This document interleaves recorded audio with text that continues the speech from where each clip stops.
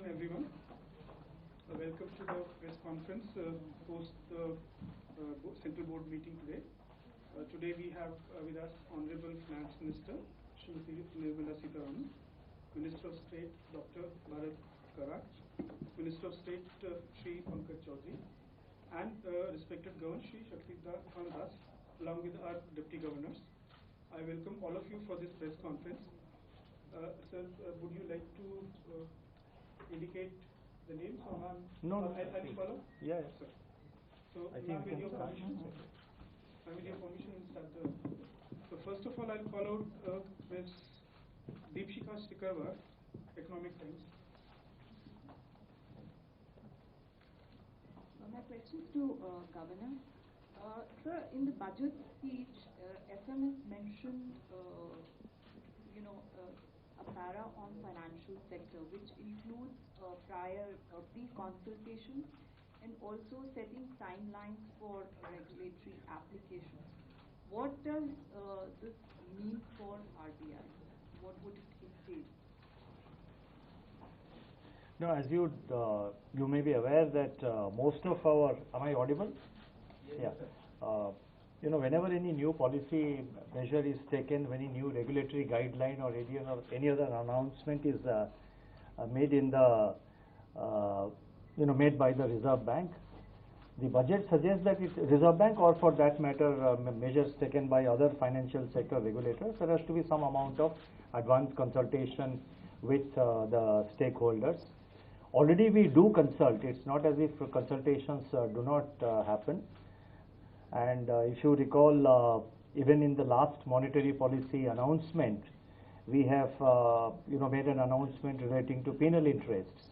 There also we are issuing a draft circular. We are not issuing the final circular because we want the views of the stakeholders, namely the regulated entities, the banks, and also any other stakeholder, any player in the financial sector or in the market, any member of the public to give suggestions. So we are already doing it. But there are certain announcements, which are of strategic nature, which have got some arbitrage and other issues involved. So what the budget speech is that wherever feasible, it should be done, and I think that is something which is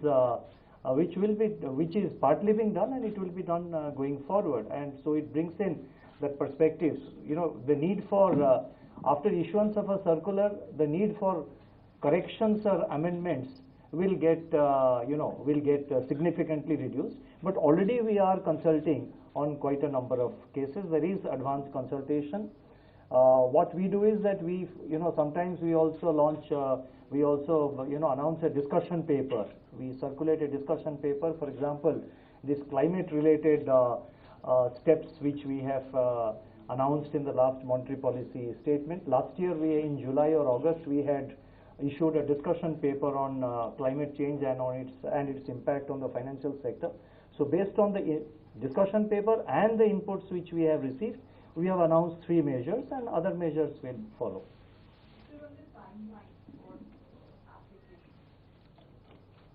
Yeah, timeline, we already, we have, wherever timelines are not there, timelines will be prescribed. The main difficulty that we face is that, wherever there is an application by, let us say, to start a bank or to start an NBFC or to become a payment system aggregator, we have to do what is called a fit and proper check, a check of fit and proper criteria.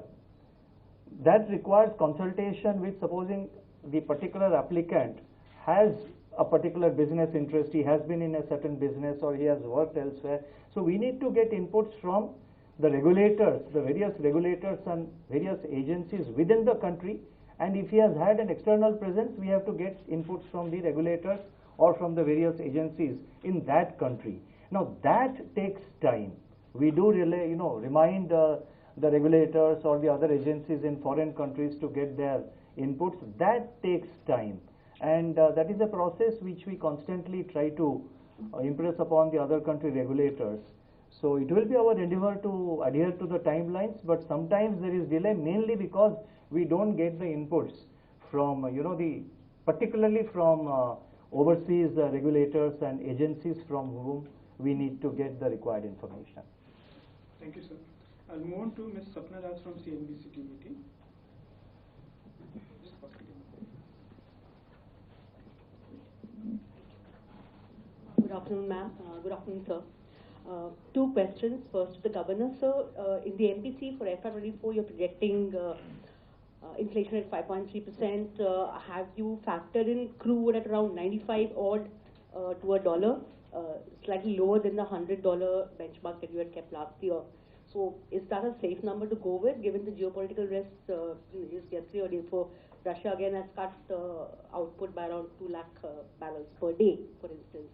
Second, sir, so far there has been a price freeze on retail prices of fuel, petrol and diesel. So far, whenever the projections have been made, you have done it sans that impact. And in case in the coming time, we don't know when, if the price freeze goes away, depending on the international projections, whatever the market prices. So how do you see that trajectory impacting your inflation? That's one. Second, ma'am, a slightly different question, ma'am. SC has raised concerns on the Hindenburg Adani matter. The Apex Court has suggested that the framework, the investor framework, may have to be relooked with the finance and SEBI as a regulator. Also, there could be some corporate governance issues that need to be addressed. So, how would you look at this scenario, your assessment? You have also made some comments earlier as well. Thank you very much.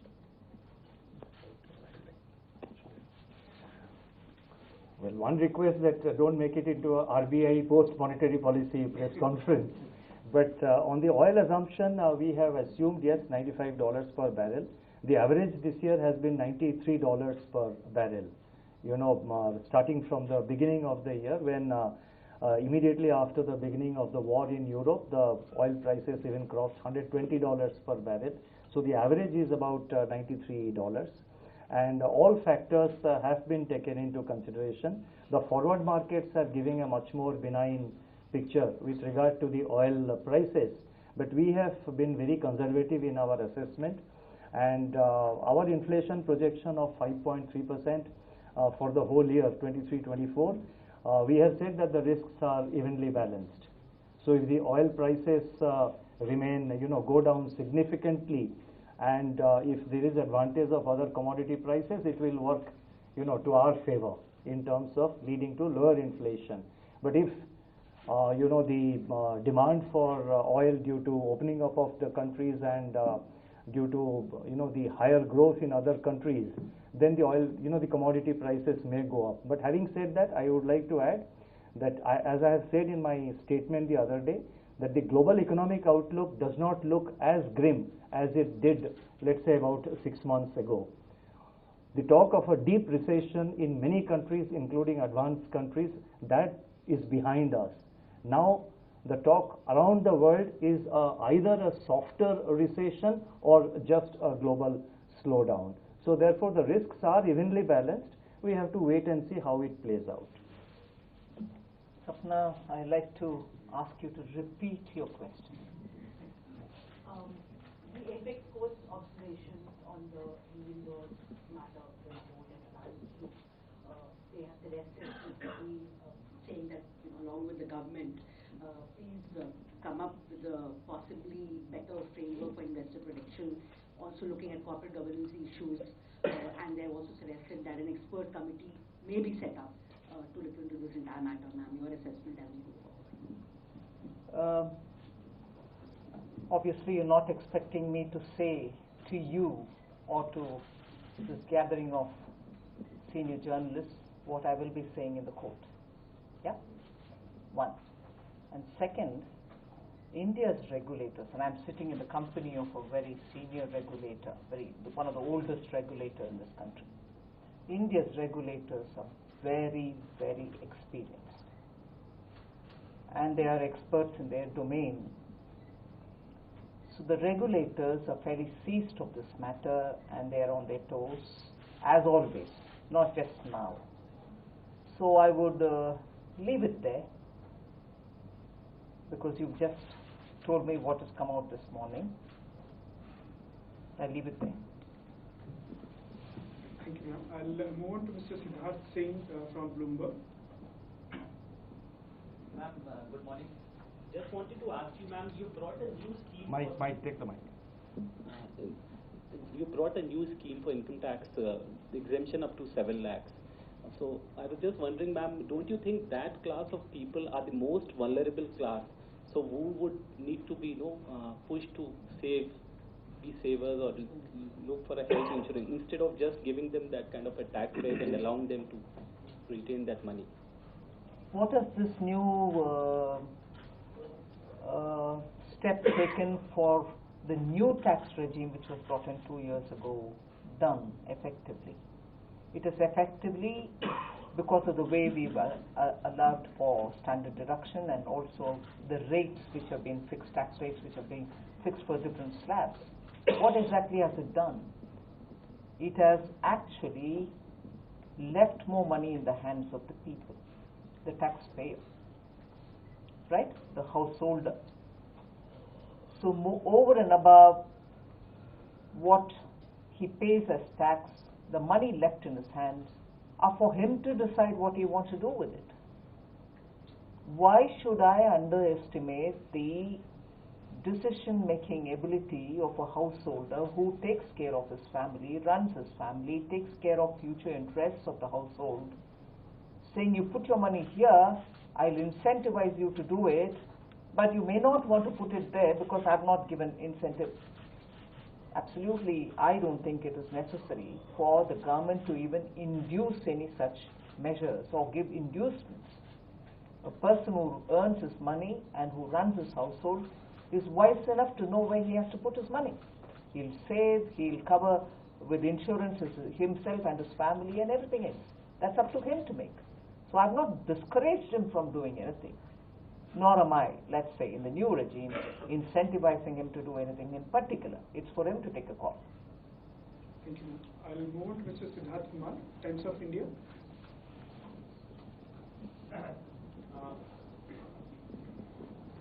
Ma'am, there's this new credit information mechanism that you've proposed, and since both of you, RBI and government, are here, if you could just help us understand if things like, is it just for corporates or is it also going to extend to individuals in the future? You see, the bill is under preparation and it is under discussion. It is under, between the regulators and the government. A lot of discussion has happened, which led to the announcement in the budget. I think the draft bill is getting ready. It will be introduced, of course, that is something which the government will decide, but the draft bill is getting ready and it should be getting finalized soon. And basically the idea is to quicken the process of credit sanction and credit flow to the borrowers. Lot of information is required by a bank before a loan is sanctioned. The idea is to create one registry where, to the extent possible, considering issues of privacy and other things, and to the extent possible, the idea is to provide a 360-degree kind of information system which will be readily available to the lending institutions to ensure that it quickens the process of credit flow. That's a broad objective. Rest of the details of the bill, it will not be proper for me to spell out because it is under discussion. The bill will get finalized and it has to be first introduced in the parliament. Thank you, sir. Anirudh Sharma, Dainik Bhaskar. Okay. Then we'll move on to Mr. Lakshman Rao, CNBC Awas. Thank you, sir, for your question. Answer what you got. Okay, thank you. Thank you. I'll move on to Mr. Shishir Sinha, the business line. Good morning, ma'am. Good morning, sir. Sir, my question to you, sir, Governor, sir. Since we have seen successive rate hikes, and that is also impacting home loan buyers, or home buyers, because their EMI have gone up, and it is also affecting demand in the real estate sector. So what is your assessment on this thing, sir? No, assessment on?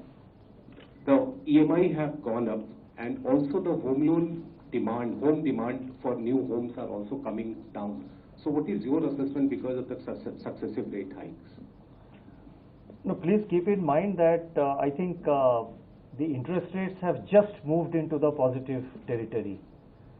We had negative interest rates for the last 3 years, and persistent, the continuation of negative interest rates for far too long can create instability in the financial system. So the interest rates have just now moved into the positive territory. Negative interest rates for a long time has a lot of risks which have to be avoided. Second thing is that there is also, when interest rates are rising, there is also somebody called the depositor. His interest has to be taken into account. But the larger point is that we are mandated under the law to maintain price stability, which is an important component of financial stability. And as a part of price stability requirements, the Monetary Policy Committee is taking various decisions, and our interest rate increase is a part of that process. The rest of it, the deposit rates, the lending rates, as you are aware, they are all deregulated, and it is left to the banks to decide their rates. Market competition will decide what should be the rate, both in the deposit side as well as in the lending side. Thank you, sir. Siddharth personally informs. Yeah, please. Hi, Siddharth from Money Control. This is for both the governor and ma'am. This regarding the new income tax regime. Some people, like you said, it's not up to the government to decide whether the person should spend or save. Assuming they spend more, could that lead to a greater mismatch between savings and investments, which could perhaps widen the current account, India's current account or balance of payments deficit? Would you like to income tax or something? No, I will certainly say. On the one hand, there are people, even in your fraternity, who tell me that I've done this to pep up consumption. On the other, there are some among yours who say that this might hurt saving and therefore investments. A simple step towards giving more money in the hands of particularly the middle class, particularly the income brackets that I've covered, in order that they decide how they want to use it. And rightly, I'm not blaming anybody here, just leads to a lot of inference. Each according to his inference, a certain opinion gets generated. This measure of government was purely to reduce the tax burden on the middle class and to make sure that the promise which was given earlier, a couple of years ago, which got delayed because of the COVID and other reasons, that we will simplify the direct taxation. Not only just simplify for compliance sake, but also reduce the rate so that it doesn't become a burden, tax doesn't become a burden on the shoulders of particularly the middle class. That's where it is.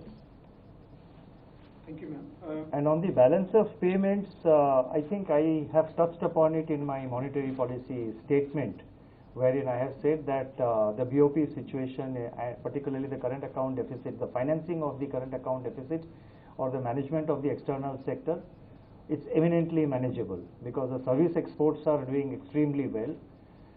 The remittances have gone up. In fact, remittances are something like 27% as per the growth in remittances is 27% as per the latest data. And merchandise exports, there is a talk that it is moderating. Yes, there has been some amount of moderation, but I think the annual target of 400 billion seems to be very much getting achieved by the time we reach 31st March. So the balance of payment situation is eminently manageable. And with your permission, last two questions. Yeah. Asit Ranjan. Good afternoon, sir. After the budget, ma'am, in one of the interviews you had said that the inflation decline is not momentary and RBI shouldn't be under pressure to continue increasing interest rates. but obviously the... Oh, did I use these words? I'll read it out. Yeah, it might benefit me. Quote me. You said when the question was asked whether RBI can take a more relaxed view on monetary tightening, you said, I suppose yes. The fall in the inflation doesn't seem to be just a momentary or 1 month affair. It should sustain itself in the process of coming down, and therefore there shouldn't be that much pressure on the central bank to keep the pace of increasing the rates, but the MPC will take a call. Lots more words in it, right? Than what you brought it down in a reductionist fashion. Yeah. So with that background, ma'am, how did the discussions went in the meeting? And even without that background, it went on very well.